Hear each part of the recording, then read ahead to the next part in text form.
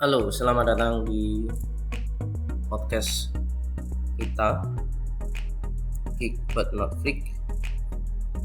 Bersama saya lagi, Sony.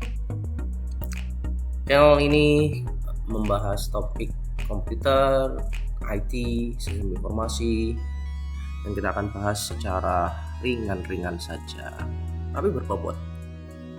Oke, udah lama nggak ngisi podcast. Langsung aja ya kita bacain pertanyaan-pertanyaan diskusi dari teman-teman. Oke, yang pertama tentang kategori proses ya. Pertanyaan pertama, jika dalam suatu aplikasi kita menggunakan satu akun kemudian bekerja sama di dua device, bagaimana cara kerjanya?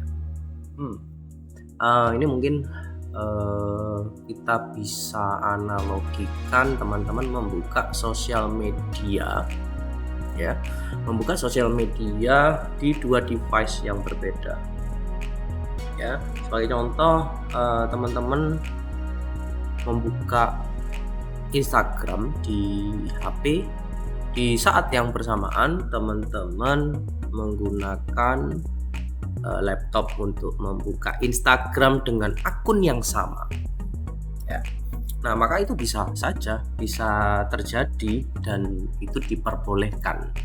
Nah, cara kerjanya gimana? Nah, yang terjadi adalah normal saja. Jadi di setiap device itu akan harus menginstal aplikasi yang dibutuhkan ya. Contoh dari Instagram, berarti kalau di HP butuh install aplikasi Instagram, kemudian login. Lalu kalau di laptop barangkali menggunakan browser ya, jadi yang perlu diinstal adalah browser, tapi pastinya udah terinstall duluan. So habis itu login di Instagram dan connect. Nah, dua-duanya menggunakan provider atau menggunakan device yang berbeda, akan tetapi akunnya sama ya.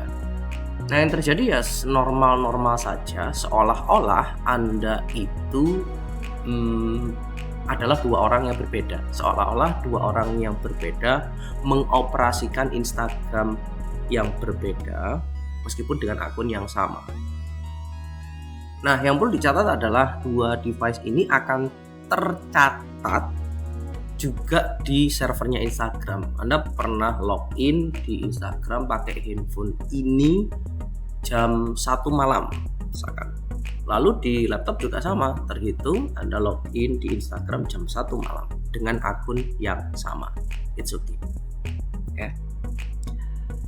Oke, pertanyaan berikutnya, apa nasib bisnis digital ketika terjadi kendala internet atau offline, baik di pusat server atau bahkan di tingkat nasional sampai internasional ya.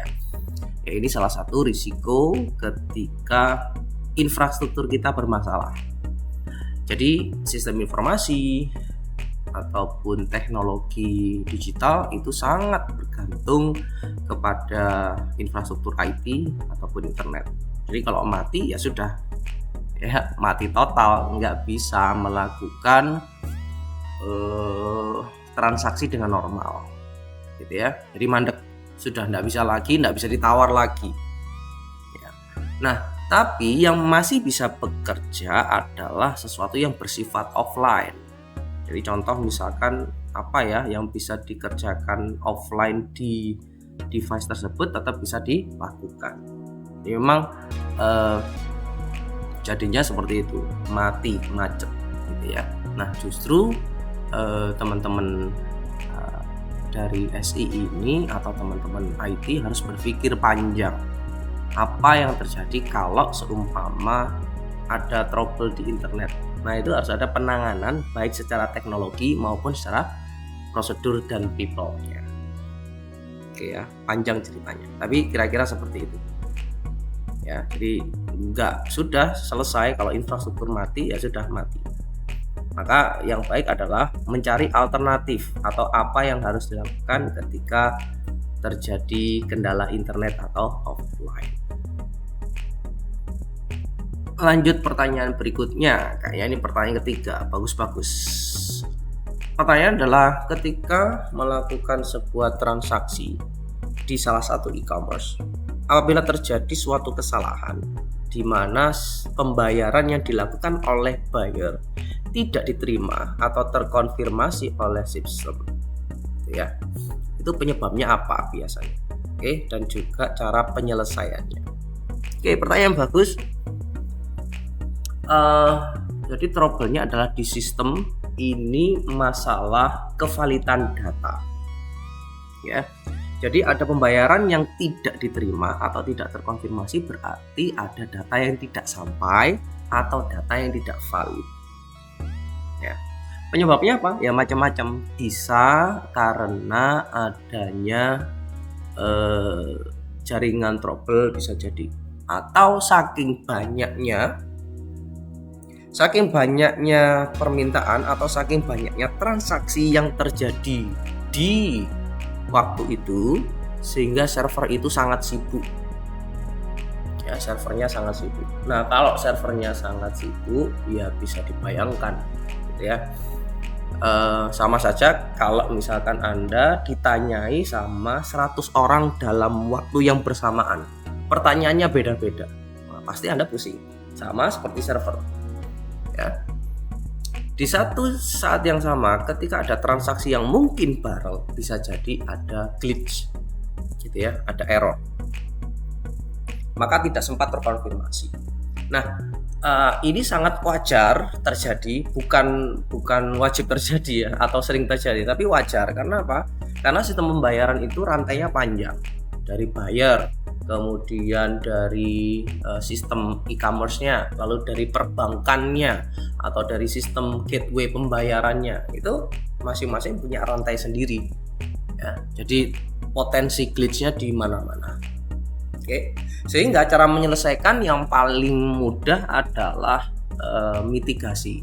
Jadi ada kesalahan apa lalu dibenerin, sehingga kalau ada transaksi digital masih ada prosedur sistem untuk komplain atau sistem pengembalian uang dan lain sebagainya. Karena apa? Sebenarnya transaksi-transaksi tersebut tercatat, ya, semuanya tercatat. Sempat membeli, sempat mengeluarkan uang, sempat transfer, itu semuanya ada, ya. Tinggal dari data-data ini divalidasi entah dengan cara manual atau otomatis, harusnya bisa clear. Itu yang pertama. Yang kedua, nah kalau ada bug semacam ini harusnya sistem itu berbenah, ya, supaya kejadian yang sama tidak berulang. Oke, bagus banget pertanyaannya. Lanjut yuk, pertanyaan berikutnya. Wih, luas sekali ini pertanyaannya. Dalam pengimplementasian sistem informasi di berbagai bidang kehidupan seperti di medical, education, sama agriculture, tentunya dibantu oleh teknologi informasi, oke, karena sudah maju.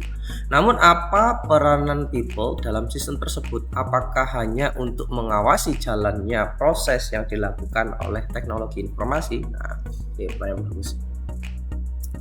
Jadi kalau ditanya peran orangnya macam-macam ini. Jadi kalau misalkan sebuah sistem sudah terotomasi, gitu ya, maka orangnya ngapain? Nah, ini tergantung dari contohnya, ya. Misalkan education, ya, di bidang edukasi, otomasinya apa? Misal ujian online, ya, ujian online. Maka otomasinya apa? Otomasinya adalah sudah tidak perlu kertas, oke. Sudah tidak perlu ballpoint, tidak perlu datang juga ke lokasi. Kemudian tidak perlu ngoreksi, ya kan? Tidak perlu menggandakan soal.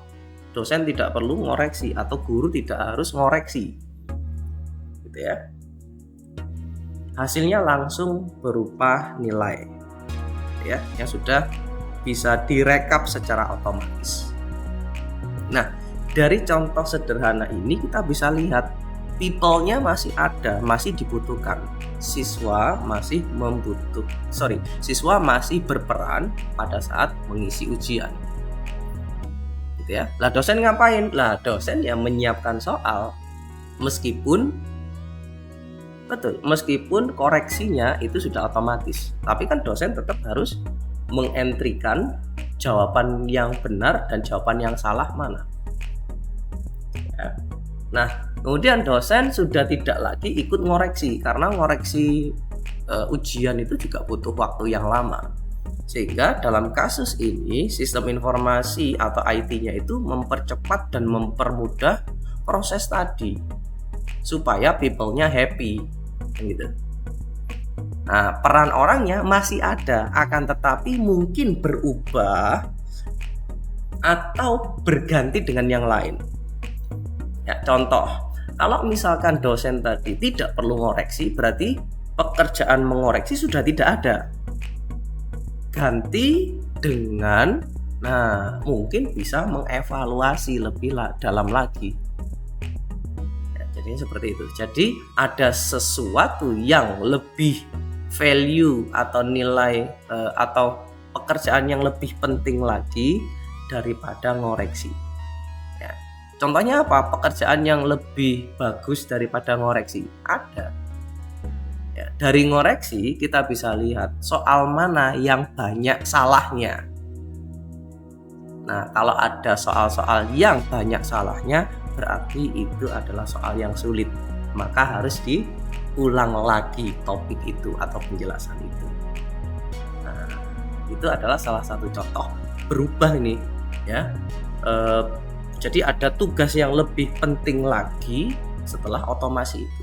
Jadi jangan khawatir, peran people itu pasti tetap ada di dalam sistem informasi meskipun itu sudah terotomasi. Oke, pertanyaan berikutnya agak panjang nih. Misalkan permasalahan digital semakin berkurang dan dibarengi oleh masyarakat yang semakin melek digital. Oke.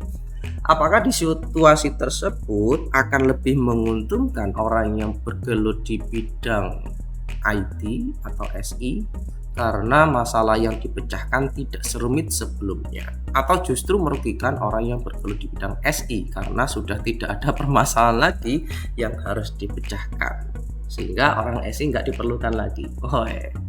Gimana pendapat Bapak? Aduh, mantap nih. Oke, jadi salah satu kunci kesuksesan dari sistem informasi adalah usernya atau penggunanya itu sudah melek teknologi.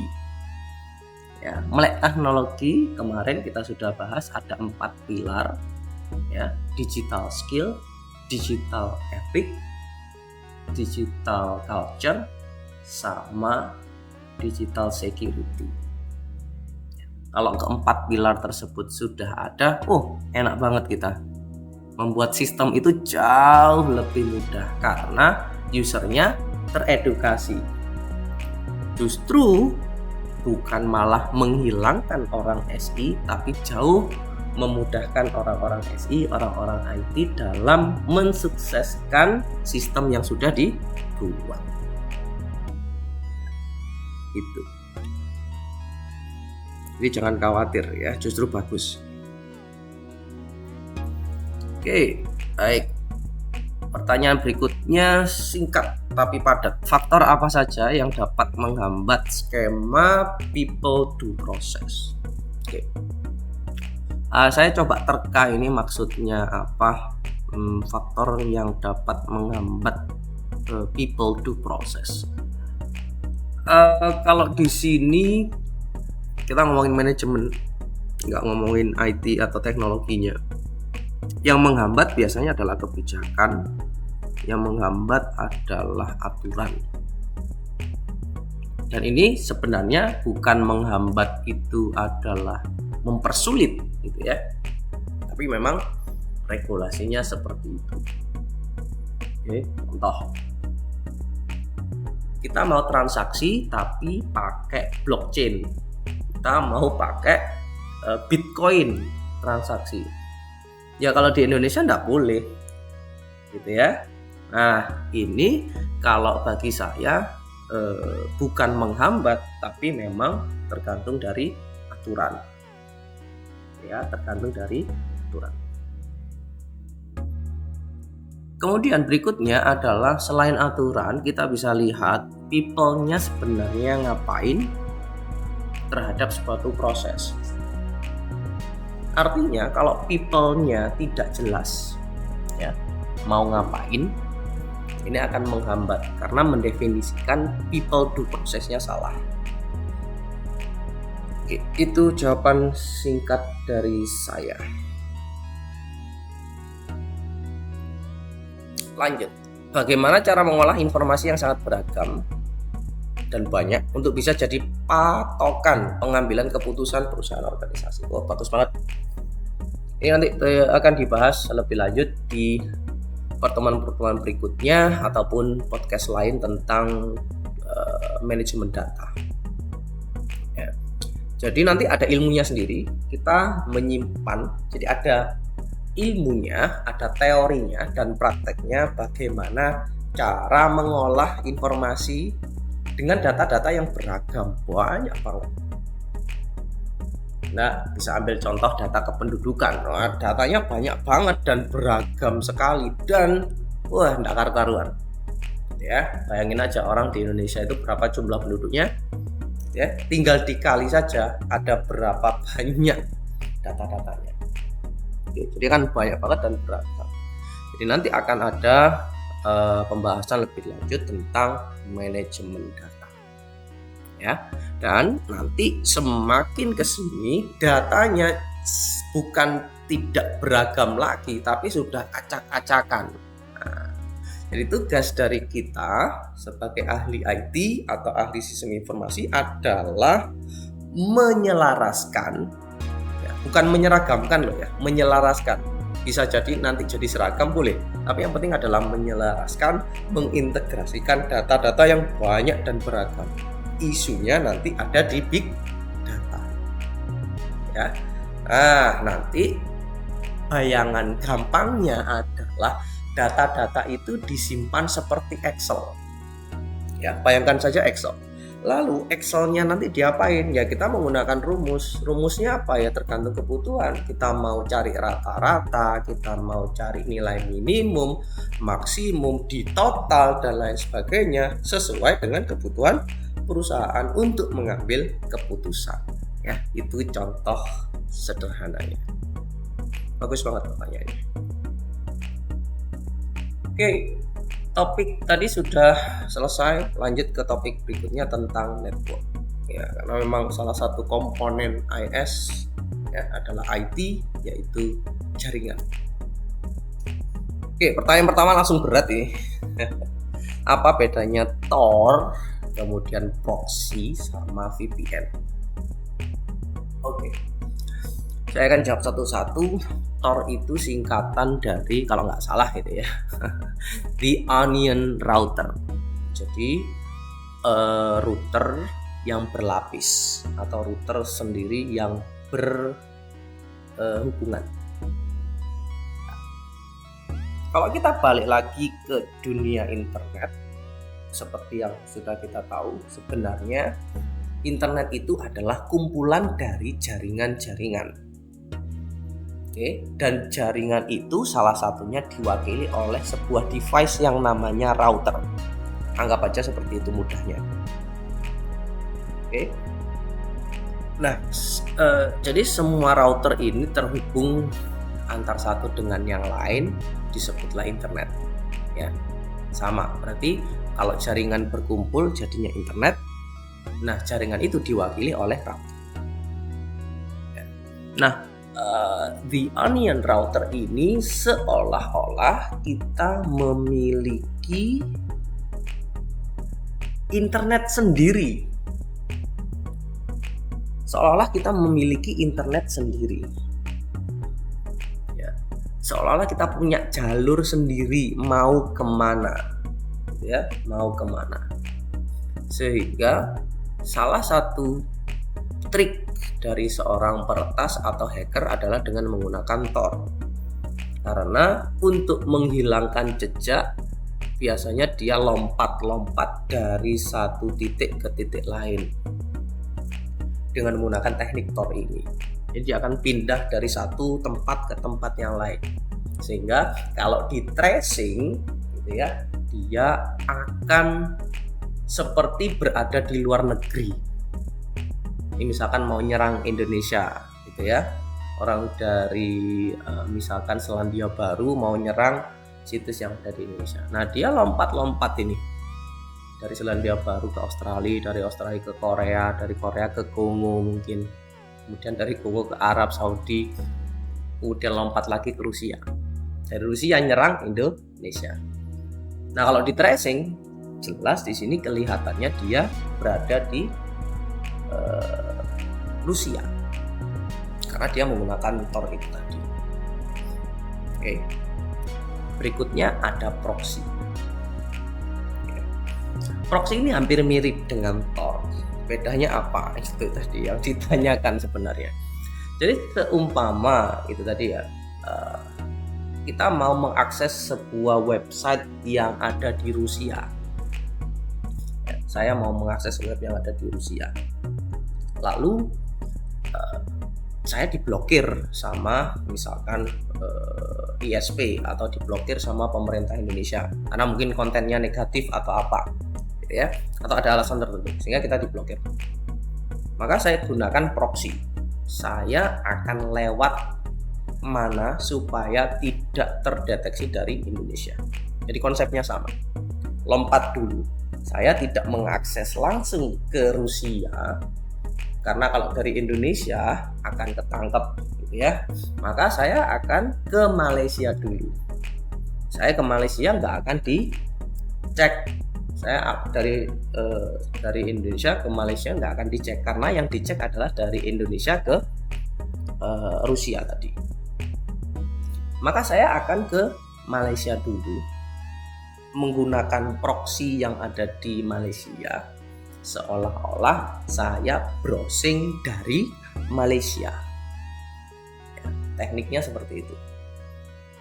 Oke, dari Malaysia nanti saya akan mengakses ke Rusia dan di situ tidak ada proses blokir. Ya, itu proxy.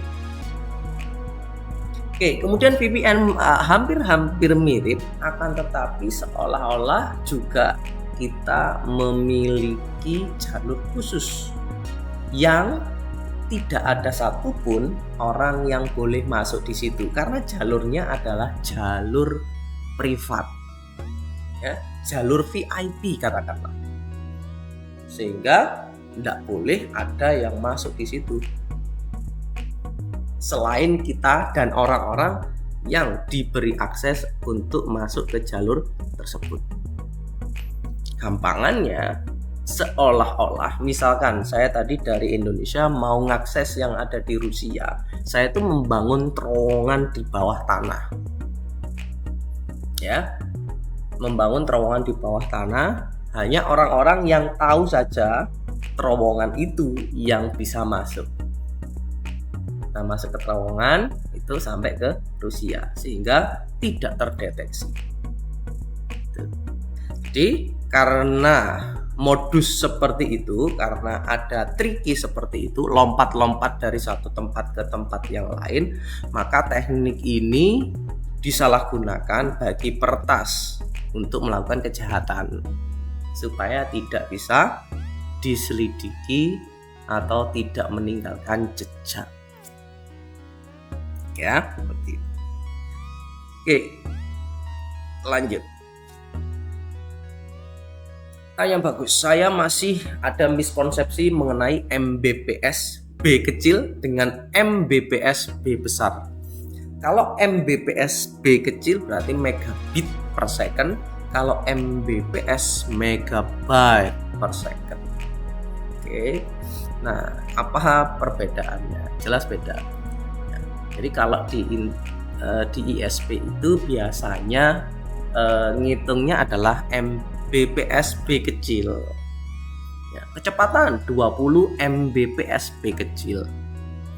Ya, sehingga kelihatannya besar. Kalau Mbps kecil, tapi aslinya besar. Karena apa? Satuannya berbeda. Oke. Nah, 1 byte itu terdiri dari 8 bit. Gitu ya. 1 byte itu terdiri dari 8 bit. Oke. Jadi seumpama kecepatan dengan menggunakan Mbps besar, megabyte per second, contohnya misalkan cuman 1 Mbps besar, 1 megabyte per second, berarti sama saja dengan 8 bit per second kalau diubah satuannya ke Mbps kecil, megabit per second. Jadi ini cuman satuan saja ya. Kalau di satuan panjang, sentimeter, milimeter gitu ya, nah itu akan di-convert. Nah, jadi sekali lagi 1 byte itu adalah 8 bit ya, 8 bit. Oke. Pertanyaan berikutnya, apakah Bapak bisa menjelaskan sebenarnya istilah deep web atau dark web yang seringkali muncul? Sebenarnya apa sih dan perbedaannya dengan internet biasa itu apa? Oke, pertanyaan bagus. Nah, ini mungkin ada kaitannya dengan pertanyaan yang tadi tentang Tor, VPN, kemudian proxy. Jadi internet biasa ya, internet yang normal-normal itu menggunakan jalur yang normal-normal. Artinya semua orang ada di situ. Orang awam akan ada di situ. Oke, orang-orang awam akan di situ. Sedangkan deep web ini adalah orang-orang yang seharusnya orang-orang elit.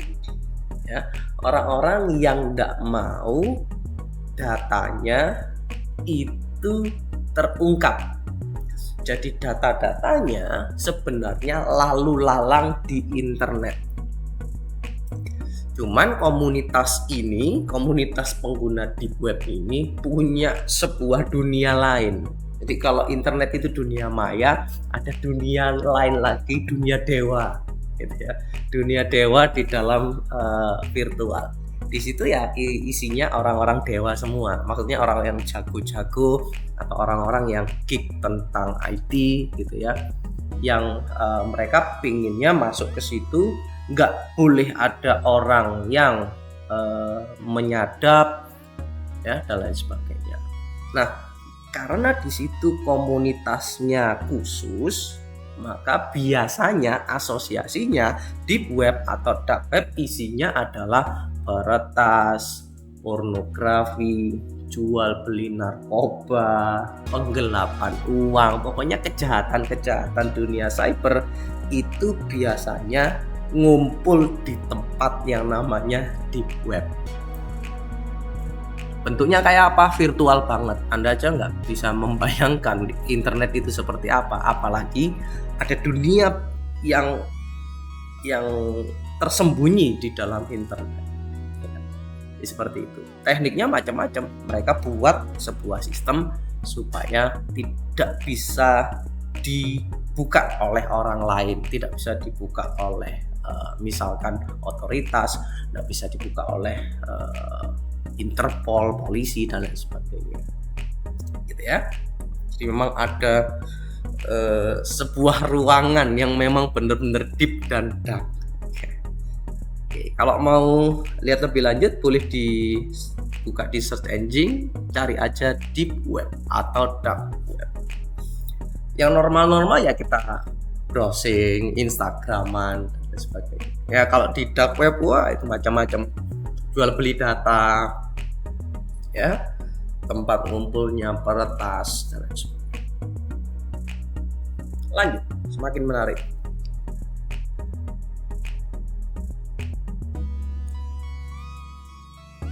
Nah, pertanyaan ini akan saya jawab dengan konsep mulai dari 1G dulu ya, supaya tahu. Ada 1G, 2G, 3G, 4G sampai 5G. Nah, 1G itu biasa disebut dengan first generation, generasi kedua, generasi ketiga, generasi keempat, generasi kelima di bidang komunikasi. Nah, contoh sederhana adalah di generasi 1G itu menggunakan transmisi analog dengan menggunakan telepon. Jadi seperti radio tradisional atau radio konvensional pada umumnya, kita memanfaatkan gelombang radio atau gelombang mikro tadi, gelombang radio tadi untuk mentransfer informasi atau data yang berupa suara. Oke. Jadi masuknya nanti berupa suara, hasilnya ya suara, misalkan seperti itu. Ya. Di telepon zaman dahulu. Ya.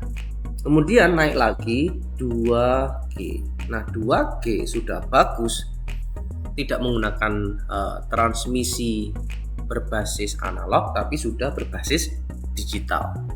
Nah, karena sudah masuk ke digital, sudah mulai adanya teks. Ya, jadi tidak hanya suara, tapi teks pun juga bisa dikirim. Jadi kita mengirimkan teks, diterimanya dalam bentuk teks pula. Nah, dari situ muncul yang namanya email, SMS, dan lain sebagainya. Nah, muncul 3G. 3G akan memberikan keleluasaan yang lebih gede lagi karena data yang dikirimkan tidak hanya berupa teks atau suara, sudah masuk ke foto, bisa ngirim video, atau kita bisa menggunakan aplikasi. Itu 3G. Lalu 4G itu multi lagi, ya. Jadi lebih kompleks video yang dikirimkan, lebih kompleks gambar yang dikirimkan, sudah ada video conference dan lain sebagainya. Itu bisa digunakan teknologi dengan 4G. Nah, 5G yang sekarang mau booming itu lebih luas lagi karena mau merambah ke dunia IoT yang lebih komprehensif lagi. Jadi memungkinkan teknologi IoT itu bisa berkomunikasi dengan lebih lancar lagi, lebih kompleks daripada 4G. Oke. Nah, secara teknologi masing-masing punya revolusi atau punya perubahan, ya. Jadi perkembangannya adalah seberapa kuat pancarannya, seberapa banyak data yang bisa dikirimkan dengan menggunakan teknologi 1G, 2G, 3G, 4G, 5G. Semakin lama semakin bagus kualitasnya, ya. Semakin banyak device yang bisa connect, semakin banyak node yang bisa connect dengan jaringan 5G dan seterusnya. Itu konsep sederhana perbedaan 1G, 2G sampai 5G. Lanjut. Jika kita menggunakan VPN, apakah kita tersambung ke BTS di sekitar kita atau di luar negeri? Baik. Jadi kalau kita menggunakan VPN, ya tetap kita akan connect dengan jaringan yang normal, dengan BTS misalkan, dengan ISP misalnya. Tapi seolah-olah kita itu bikin terowongan sendiri, ya, sehingga tidak sembarang orang bisa masuk ke terowongan itu. Tapi tetap aja kita pakai internetan sesuai dengan kondisi kita. Kalau pakai tether ya menggunakan HP ya berarti menggunakan BTS, connect dengan BTS. Kalau misalkan kita mau internetan pakai internet service provider dari rumah ya berarti kita connect dari situ. Ya, tapi begitu masuk ke internet kita masuk ke terowongan, gitu aja bedanya. Ya, oke, thank you. Next, bagaimana cara kerja dari firewall? Oke, mantap. Firewall seperti dari katanya fire itu api, wall itu tembok, berarti tembok berapi. Ya, oke. Jadi namanya tembok akan menghalangi sesuatu masuk maupun keluar. Jadi firewall akan membatasi yang masuk maupun keluar. Keluar dari mana? Keluar dari node. Contoh, HP kita masuk dan keluar seharusnya ada firewallnya. Komputer kita itu adalah node juga. Keluar, masuk dari dan ke komputer kita itu ada firewallnya. Server juga node. Di situ juga bisa dipasangi firewallnya. Siapa yang boleh masuk, siapa yang boleh keluar. Siapa yang masuk, siapa yang boleh keluar dilihat dari konten datanya. Bisa dilihat dari isi dia mau kemana. Jadi dia mau browsing kemana, atau dia dapat kiriman dari mana. Maka firewall ini akan melakukan filtering. Filternya berdasarkan peraturan. Peraturannya bilang ini boleh atau tidak. Siapa yang mendefinisikan boleh atau tidak? Ya, yang menguasai node itu. Contoh, saya punya laptop, saya yang berhak atau bisa menentukan apa saja yang boleh masuk, apa saja yang boleh keluar dari dan ke laptop saya. Aturannya saya bisa buat sendiri di laptop saya, termasuk di laptop Anda sendiri. Loh, saya tidak pernah merasa punya firewall. Nah, secara umum ya, secara basic, setiap sistem operasi atau setiap komputer sudah dilengkapi dengan firewallnya. Gitu, sudah ada firewallnya. Jadi sudah disiapkan firewall standar, mana data yang boleh masuk dan keluar. Begitu. Tujuannya apa? Supaya data yang masuk maupun data yang keluar adalah data-data yang memang kita butuhkan, bukan virus ya, bukan barang-barang asing yang membahayakan. Lanjut, apa perbedaan internet sama intranet? Internet adalah jaringan-jaringan yang kumpul jadi satu secara worldwide, jadi secara internasional, connect dari satu negara ke negara lain, dari satu wilayah ke wilayah lain, tidak ada border. Kalau intranet itu hanya lokal di dalam skup kita. Contoh intranet adalah Anda dengan keluarga Anda di rumah menggunakan internet service provider yang sama. Itu intranet atau jaringan lokal. Ya, termasuk Anda tethering itu berarti Anda intranet. Contoh berikutnya di perusahaan. Di perusahaan pasti juga ada jaringan intranet atau jaringan di dalam perusahaan kita atau organisasi kita. Oke. Dengan kata lain, kalau mau disederhanakan, node yang ada di sebuah perusahaan itu kumpul jadi satu, namanya intranet. Oke. Intranet kumpul menjadi internet. Boleh juga definisinya seperti itu supaya lebih mudah. Lanjut. Apa modal yang kita butuhkan, Pak, jika ingin membangun perusahaan penyedia internet? Wah, yang pertama butuh niat, sama doa, kemudian uang, jelas ya. Oke, modal apa yang kita butuhkan untuk membangun usaha ISP? Jelas kita butuh infrastruktur. Ya, Anda harus menyiapkan infrastruktur supaya bisa menghubungkan antara satu jaringan dengan jaringan lain. Dan Anda juga harus bisa gitu ya, menjangkau beberapa wilayah. Ya. Nah, misalkan Anda jadi kayak Anda membangun jaringan sendiri supaya bisa connect dengan jaringan-jaringan yang lain. Jadi minimal Anda butuh infrastruktur. Seperti apa? Macam-macam. Mulai dari servernya, kemudian routernya, dan itu tidak kita taruh di satu tempat, tapi ada beberapa. Modelnya macam-macam. Anda juga bisa dompleng dulu misalkan. Ya, Anda bisa dompleng ke ISP yang lain yang sudah besar. Anda dompleng di situ juga bisa.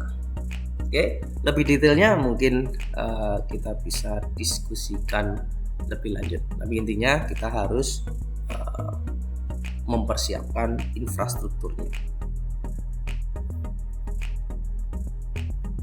Oke, topik tentang jaringan sudah selesai. Lanjut ke komponen related. Komponen pembangun sistem informasi mungkin ya. Oke, berdasarkan yang saya baca dari sumber lain, BTS itu terdiri dari perangkat dan menara. Oke, betul. Kemudian nama BTS itu juga disebut dengan node B. Jadi apakah BTS juga termasuk ke dalam node? Dan apakah node memiliki variasi atau jenis-jenis tertentu? Oke, jadi setiap perangkat yang mau berkomunikasi dengan internet itu disebut dengan node. Salah satu jalurnya, salah satu perangkatnya di tengah-tengah ada BTS, ada router, itu juga termasuk node. Gitu ya. Nah, node yang biasanya kita sering ketahui ya perangkat akhir kita. Tapi sebenarnya perangkat jaringan pun juga disebut dengan node. Contoh dari tempat kita, saya pakai HP mau connect ke internet lewat BTS. Saya bisa anggap HP saya itu adalah node. Kemudian menara BTS itu juga node. Ya. Jadi saya meminta tolong BTS ya sebagai node untuk melanjutkan data saya, melanjutkan browsingan saya. Oke. Nah, di antara saya dengan BTS itu ada medianya. Oke, kira-kira seperti itu. Betul sekali. Bisa disebut dengan node B. Lanjut. Bagaimana dampak radiasi BTS Tower pada hal-hal di sekitarnya? Oke, pertanyaan bagus. Ada memang dampak gitu ya, dampak radiasi BTS ya untuk warga sekitar. Maka dari itu BTS dibuat tinggi gitu ya. Dan biasanya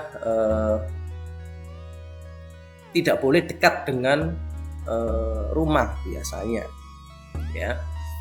Jadi dibuat tinggi supaya radiasinya tidak sampai mengganggu, karena itu tegangan tinggi banget dan kekuatan pancarnya gede. Cuman jelas sudah ada riset ya bahwasanya bagaimana membangun BTS yang memiliki risiko radiasi yang kecil, sehingga dalam pembuatan BTS maupun pembangunan BTS, nancap BTS, ya, mendeploy BTS itu sudah ada kajiannya sendiri. Oke, mantap. Lanjut, saya ingin bertanya Pak, sebenarnya sebuah server pusat atau server aplikasi seperti Google itu apakah memiliki batas maksimumnya? Atau apakah server pusat tersebut dapat menerima data sebanyak-banyaknya sampai waktu yang tidak ditentukan? Oke, pertanyaan bagus. Pasti sebuah tempat penyimpanan itu ada limitnya. Anda punya tas, pasti ada limitnya. Ya cuman segitu tas Anda. Isinya laptop, buku, ya, mungkin bekal makanan dan lain sebagainya. Nah, kalau butuh yang gede ya berarti kita harus beli koper. Bisa masuk tuh pakaian, gitu ya, alat mandi, sepatu, celana dan sebagainya. Jadi kalau pengen yang lebih besar berarti kita harus siapkan tempat penyimpanan yang besar pula. Jadi jelas perangkat itu ada batas maksimumnya. Nah, gimana kalau mau memperbesar? Ya berarti kita perbesar kapasitas dari tempat penyimpanannya. Caranya gimana? Ya tambahkan saja hard disk baru misalkan, tambahkan saja memori baru, tambahkan saja prosesor baru. Ya. Nah, dengan adanya engineering, dengan adanya perubahan atau teknologi riset, gitu ya, mungkin 5 tahun yang lalu mungkin ukuran USB itu misalkan 1 cm kali 1 cm, misalkan ukurannya ya, ukuran penyimpanannya itu 1 cm persegi, itu bisa menampung 1 tera ya dengan ukuran segitu. Tapi dengan seiring berkembangnya waktu, riset dan sebagainya, mungkin 1 cm kali 1 cm atau 1 cm kuadrat itu dengan luas seperti itu bisa menampung 4 tera, 8 tera, 32 tera. Siapa tahu bisa seperti itu karena perkembangan teknologi. Ya. Baik. Lanjut, apakah software antivirus efektif untuk melindungi komputer dari serangan virus? Iya. Jawabannya iya. Ya, iya.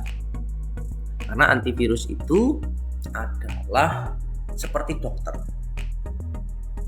Kalau ada penyakit, dia akan bisa mendeteksi itu penyakit atau bukan. Dengan cara apa? Melihat ya.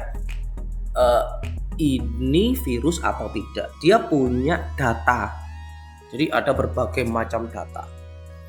Dilihat, oh ini virus, oh ini bukan. Karena apa? Ada datanya di database. Misalkan di database itu virusnya adalah ABC. Ada data masuk A. Oh, A ini sudah ada, berarti virus. Ada lagi B. B ini virus, nggak boleh. C ini virus, nggak boleh. Ternyata ada D. Wah, D dia di database tidak ada, berarti ini bukan virus. Boleh masuk ke komputer kita. Ya. Nah, maka kekuatan dari antivirus adalah sebenarnya dari database yang dimiliki. Dari update antivirus. Jadi update antivirus sebenarnya adalah menambahkan daftar-daftar jenis virus. Paling gampangnya seperti itu. Sehingga suatu saat ternyata D ini juga dianggap virus. Maka di dalam database di update ini yang tergolong virus adalah A, B, C, D. Sehingga sekarang kalau ada D masuk ke komputer, D ini akan dianggap virus dan dibunuh atau dikarantina. Gitu. Ada E masuk, oh E bukan termasuk virus. Masuk dan boleh diproses di komputer kita. Begitu cara kerja singkat dari antivirus. Lanjut, berikutnya di kategori tips and trick. Tetap di podcast kita Sistem Informasi Geek but not freak bersama saya Sony. Kita lanjut dengan pertanyaan tips and trick. Pertama, bagaimana kiat-kiat agar pengguna internet bisa menggunakan internet dengan aman? Wah, jelas gitu ya. Supaya internetnya aman, maka gunakan untuk kegiatan yang aman pula. Kegiatan yang aman itu apa? Kegiatan yang normal.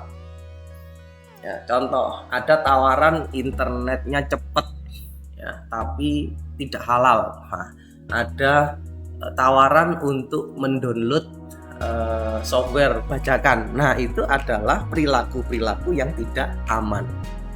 Jadi sebenarnya tips supaya kita bisa aman adalah jangan sampai kita berperilaku tidak aman di dalam dunia internet. Nah, kebetulan saya concern juga di sini dan saya punya referensi bagus yang mungkin teman-teman sudah tahu. Buka aja di literasidigital.id ya. Di situ ada sebuah buku yang namanya Aman di Dunia Digital. Ya. Atau Digital Security. Nah, di situ banyak banget tips-tips bagaimana kita aman berselancar di dunia maya. Tipsnya apa saja? Oh, banyak gitu ya. Saya rangkum jadi satu kalimat sederhana, jangan melakukan kegiatan yang tidak aman di internet. Jangan melakukan kegiatan yang mencurigakan di internet. Oke, mantap. Bagaimana cara meningkatkan literasi digital pada masyarakat dari pandangan jurusan sistem informasi? Wah, jelas literasi digital penting banget. Dan saya sudah kasih awalan di pertanyaan tadi. Kita punya buku bagus, bukan kita sih, tapi sudah disediakan buku bagus literasi digital. Ada 4 buku utama.